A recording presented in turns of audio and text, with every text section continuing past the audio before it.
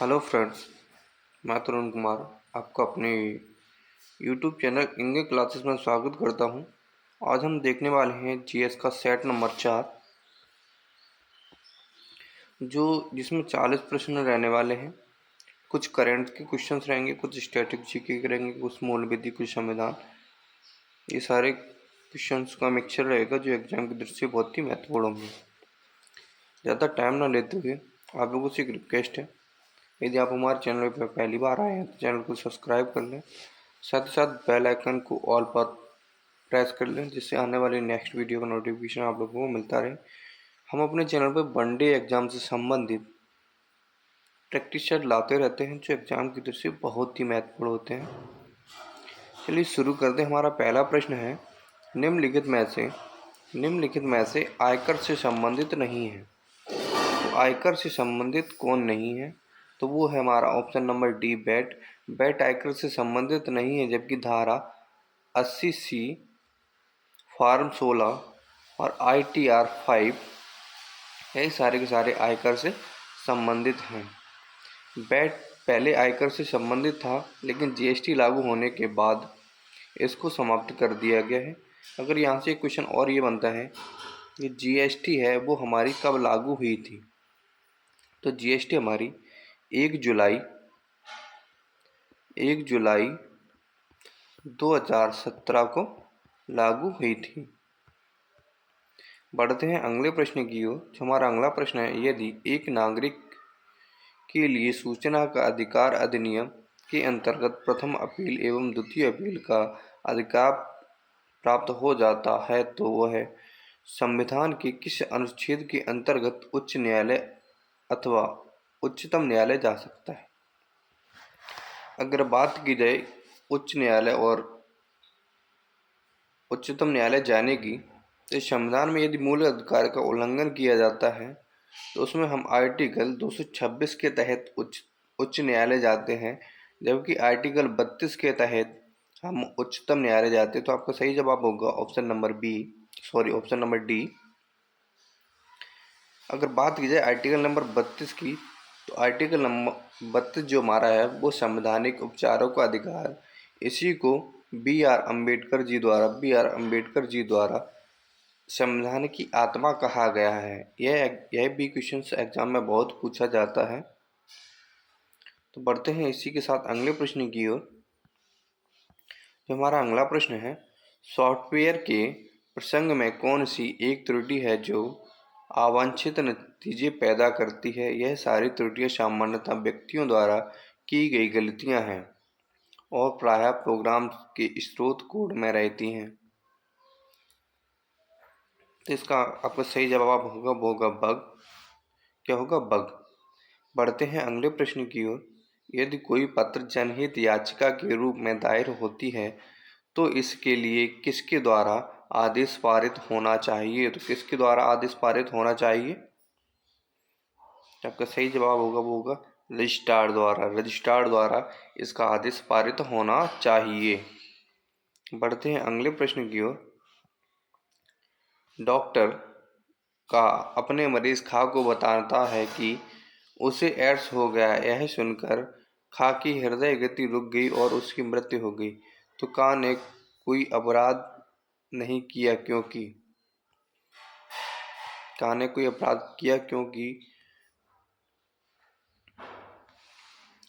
का ने सद्भावना पूर्वक सूचित किया था। मतलब उसने तो सूचना दी थी। अब सामने वाला खा उसको सहन नहीं कर पाया, इसके कारण उसकी मृत्यु होगी। तो उसमें का की कोई गलती नहीं, उसका यह काम है।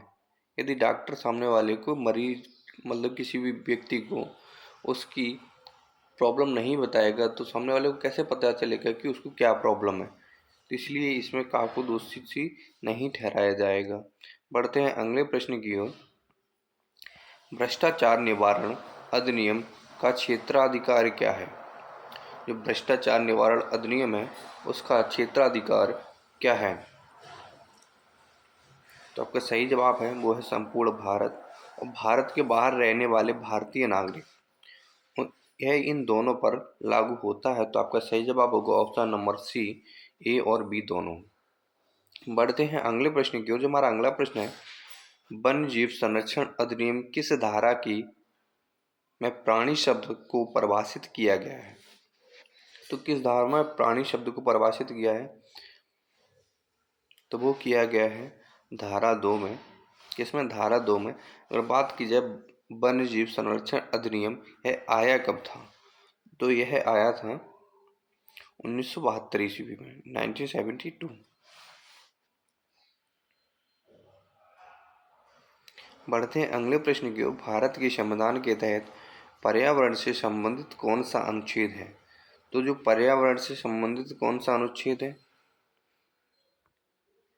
देखो, मूल अधिकार से बहुत प्रश्न पूछे जाते हैं, तो इसलिए मूल अधिकार को बड़े ध्यान से पढ़िएगा। तो आपका सही जवाब होगा वो होगा अनुच्छेद 48 का। यह हमारा जो आर्टिकल है वो पर्यावरण से संबंधित, और यह किस में है, किससे संबंधित है? तो यह DPSP से संबंधित है। राज्य के नीति निर्देशक तत्वों से संबंधित है। राजनीतिक तत्वों की बात की जाए तो यह कौन सा भाग है? तो यह भाग 4 है। इसके आर्टिकल की बात की जाए तो इसमें आर्टिकल 36 से 51 तक हैं। कितने? 36 से 51 तक। बढ़ते हैं अगले प्रश्न की ओर। जो हमारा अगला प्रश्न है,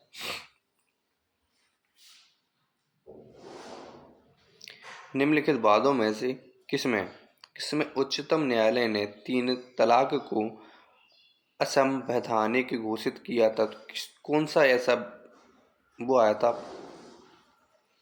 जिसमें 3 तलाक को असंवैधानिक घोषित किया गया था? आपका सही जवाब है, 2 केस आए थे इससे संबंधित। वो आया था सायरा बानो बनाम भारत संघ, और दूसरा आया था गुलशन परवीन बनाम भारत संघ। यह दोनों विवादों में उच्चतम न्यायालय ने 3 तलाक को असंवैधानिक घोषित किया था। तो आपका सही जवाब होगा ए और बी दोनों। बढ़ते हैं अगले प्रश्न की ओर।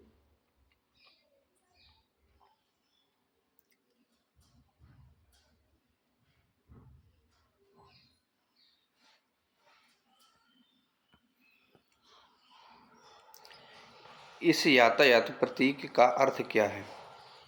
यह जो सिंबल दिया गया है, इसका अर्थ क्या है?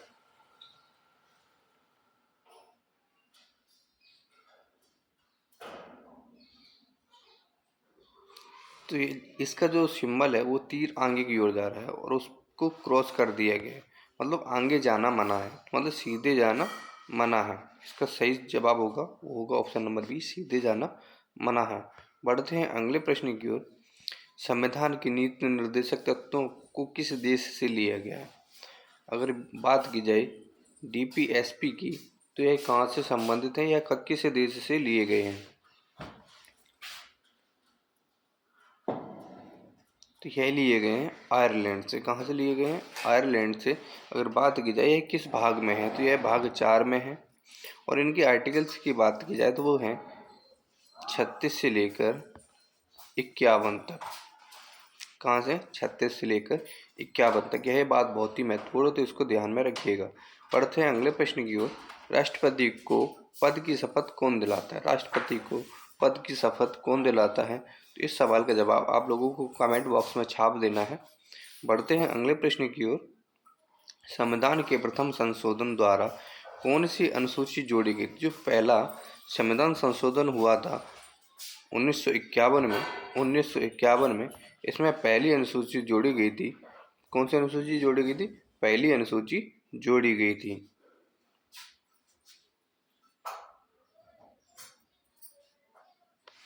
नहीं, सॉरी, पहली 8 अनुसूचियां तो थीं। 8 के बाद जब 9वीं अनुसूची जोड़ी गई थी 1951 में, पहला संविधान, तो वो 9वीं अनुसूची जोड़ी गई थी। 9वीं अनुसूची किससे संबंधित है? तो जो 9वीं अनुसूची है वो किससे संबंधित है?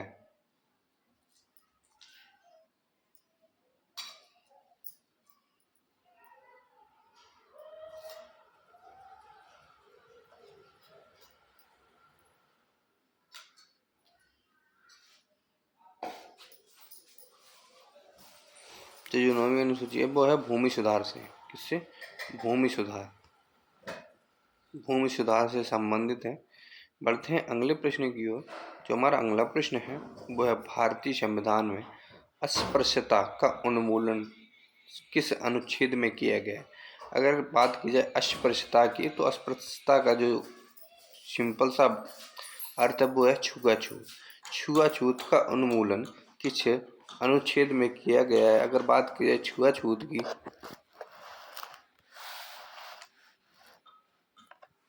तो यह हमारा आर्टिकल 17 में कहा गया है। जबकि आर्टिकल 18 हमारा उपाधियों के अंत की बात करता है, उपाधियों के अंत की बात करता है, लेकिन अस्पृश्यता का अंत वो हमारा आर्टिकल नंबर 17 है, आर्टिकल अनुच्छेद 17 है। बढ़ते हैं अगले प्रश्न की ओर। जो हमारा अगला प्रश्न है वह संविधान का कौन सा अनुच्छेद नए राज्यों के गठन का प्रावधान देता है?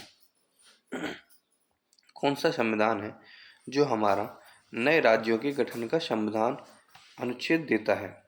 आपका सही जवाब रहने वाला है वो है अनुच्छेद 3।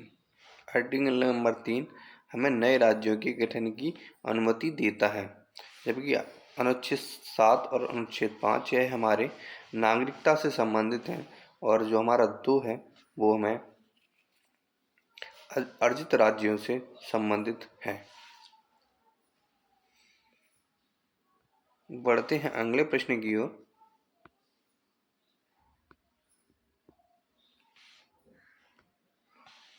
आंग्ल भारतीय समुदाय, आंग्ल भारतीय समुदाय के लिए लोकसभा में कितनी सीटें आरक्षित हैं? जो आंग्ल भारतीय हैं उनके लिए लोकसभा में कितनी सीटें आरक्षित की जाती हैं? तो आपका सही जवाब होगा वो होगा 0।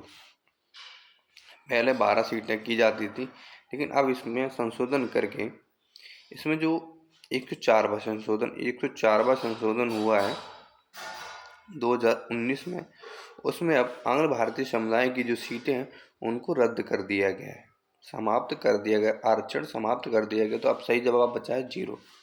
ठीक है। बढ़ते अगले प्रश्न की ओर। जो हमारा अगला प्रश्न है वह भारत के प्रथम मुख्य न्यायाधीश कौन थे? भारत के प्रथम मुख्य न्यायाधीश कौन थे?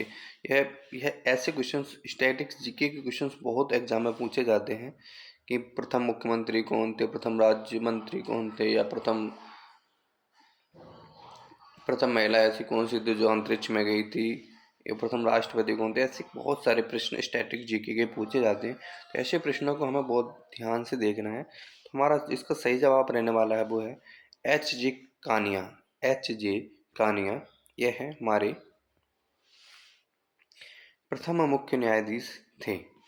बढ़ते हैं अगले प्रश्न की ओर। जो हमारा अगला प्रश्न है वह निम्नलिखित में से कौन सा कथन संविधान सभा के बारे में सही है?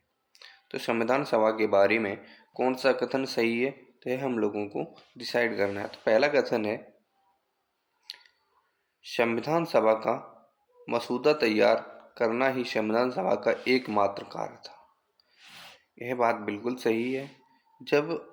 एक बार जब संविधान अस्तित्व में आ जाता है, संविधान सभा भंग कर दी जाती है। यह भी बात बिल्कुल सही। जब संविधान बन के तैयार हो गया था तब संविधान सभा को भंग कर दिया गया। तो आपका सही जवाब होगा वो होगा ऑप्शन नंबर सी।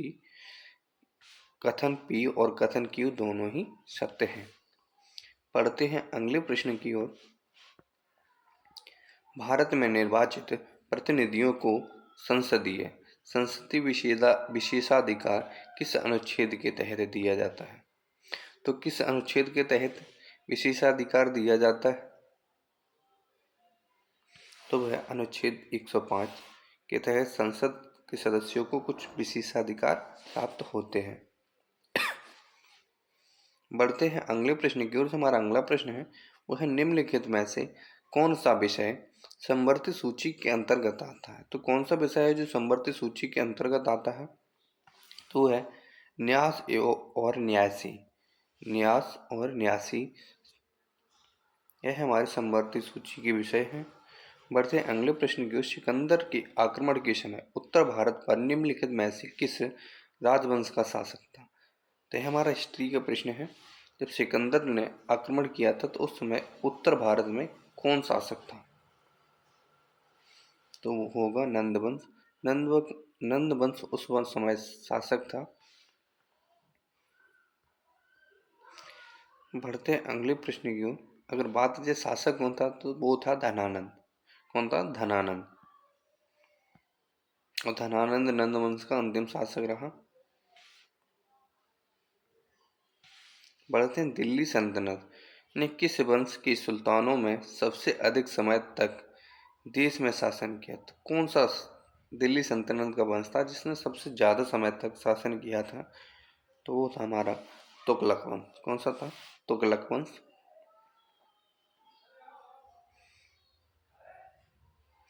बढ़ते हैं अगले प्रश्न की। जो हमारा अगला प्रश्न है, सूची 1 और सूची 2 को मिलाएं तथा नीचे दिए गए कूट का प्रयोग करके सही उत्तर का जवाब दें।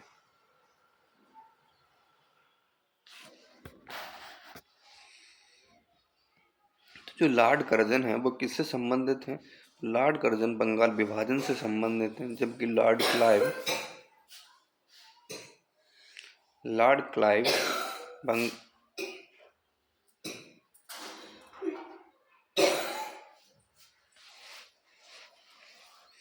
बंगाल में द्वैध शासन से संबंधित है, जबकि चार्ल्स मैटकॉफ हैं वो प्रेस पर से प्रतिबंध हटाने से संबंधित है, जबकि विलियम बेंटिंक अंग्रेजी शिक्षा को भारत में लाने से संबंधित है। तो आपका सही जवाब रहने वाला है वो क्या है?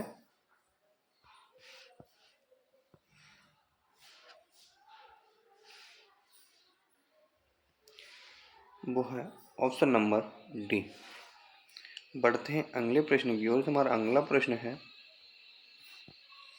नीचे भारतीय राष्ट्रीय कांग्रेस के अधिवेशन का एक तथा उनके अधिवेशनों के अध्यक्षों के नाम दिए गए, तो इनमें से कौन सा गलत है? हमें गलत की पहचान करनी है। तो कौन सा गलत है? जो तृतीय अधिवेशन 1887 ईस्वी में हुआ था, उसके जो अध्यक्ष थे वो वह विलियम बेडर्सवर्थ नहीं थे, बल्कि कौन थे? तो वो थे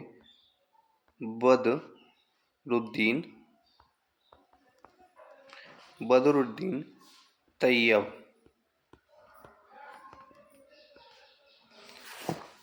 बढ़ते हैं अगले प्रश्न की ओर। हमारा अगला प्रश्न है वो है, सूची 1 और सूची 2 को सम्मिलित कीजिए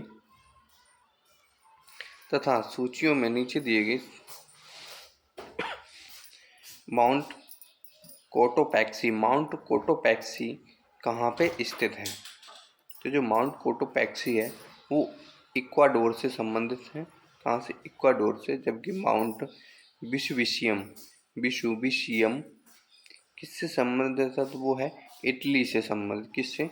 इटली से संबंधित है। जबकि माउंट एटेना सिसिली से संबंधित है। Mount Etna. अगर बात की जाए माउंट एरिबस की, तो माउंट एरिबस लाक्षद्वीप पे स्थित है। तो आपका सही जवाब रहने वाला है वो है ऑप्शन नंबर ए। बढ़ते हैं अगले प्रश्न की। जो हमारा अगला प्रश्न है, निम्नलिखित युगों में से कौन सुमेलित नहीं है? तो कौन सुमेलित नहीं है? वो है हमारा नाथुला दर्रा। हमारा मेघालय में स्थित नहीं है, बल्कि यह कहाँ पे? सिक्किम में। कहाँ पे? सिक्किम में। बाद बाकी के शिवकीला हिमाचल प्रदेश में है, बोमडीला अरुणाचल प्रदेश में है और जोजिला दर्रा हमारा लद्दाख से संबंधित है। पढ़ते हैं अगले प्रश्न की। भारत में निम्नलिखित तटों में से कौन कृष्णा डेल्टा तथा कैप कॉर्निन के मध्य स्थित है? तो कौन तट है? तो सही जवाब होगा वो होगा कोरोमंडल तट। बढ़ते अगले प्रश्न की ओर। विश्व बैंक का मुख्यालय कहाँ स्थित है? तो जो हमारी विश्व बैंक है उसका मुख्यालय वाशिंगटन डीसी में स्थित है। अगर बात की जाए विश्व बैंक की स्थापना की, तो विश्व बैंक की स्थापना 1944 ईस्वी में 1944 ईस्वी में की गई थी। और वर्तमान समय में इसमें कुल 189 देश सदस्य हैं। अगर बात की जाए इलाहाबाद बैंक का विलय किस बैंक में हुआ है, तो इलाहाबाद बैंक है उसका विलय किस बैंक में हुआ है, तो इलाहाबाद बैंक का विलय इंडियन बैंक में हुआ है। ये कब हुआ है, तो 1 अप्रैल 2020 में। बढ़ते हैं अगले प्रश्न की ओर। 6 अप्रैल 2021 को अरबपतियों की 35वीं वार्षिक फोर्स सूची 2021 जारी की गई थी। इसमें कौन शीर्ष पर रहा है, तो कौन शीर्ष पर रहा है, तो वो है जेफ बेसोस। बढ़ते हैं अगले प्रश्न की ओर।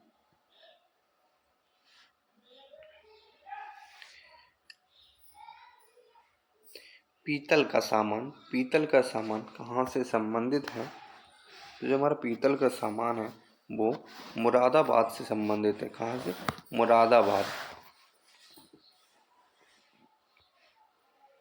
और माचिस का निर्माण कहाँ किया जाता है, तो माचिस का निर्माण बरेली में किया जाता है। जबकि खेल का सामान मेरठ से संबंधित है और लकड़ी की नक्काशी वो सहारनपुर से संबंधित है। तो आपका सही जवाब रहने वाला है वो ऑप्शन नंबर बी। बढ़ते हैं अगले प्रश्न की ओर। जो हमारा अगला प्रश्न है वो है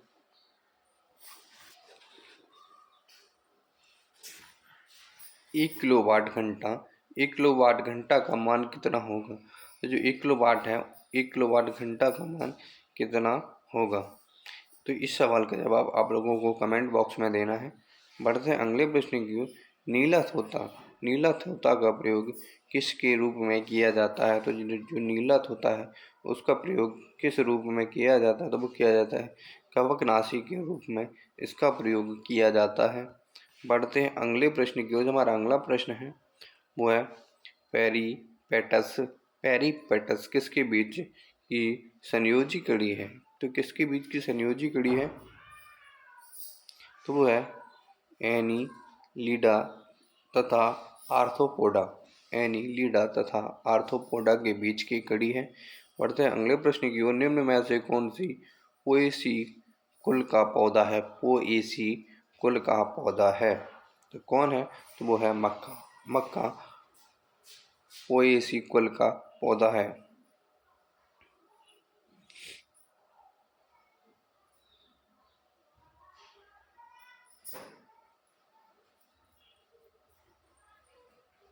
निम्नलिखित का मिलान कीजिए, तो निम्नलिखित में से संबंधित बताने हैं। जो धर्मेंद्र प्रधान है केंद्रीय शिक्षा मंत्री हैं। जो धर्मेंद्र प्रधान है वो केंद्रीय शिक्षा मंत्री हैं। जबकि अश्विनी वैष्णव रेल मंत्री हैं। जबकि किरेन रिज्जू ये हमारे कानून एवं न्याय मंत्री हैं। और ज्योतिराज एम सिंधिया यह हमारे नागरिक एवं उड्डयन मंत्री हैं। बढ़ते हैं अगले प्रश्न की ओर। जो हमारा अगला प्रश्न है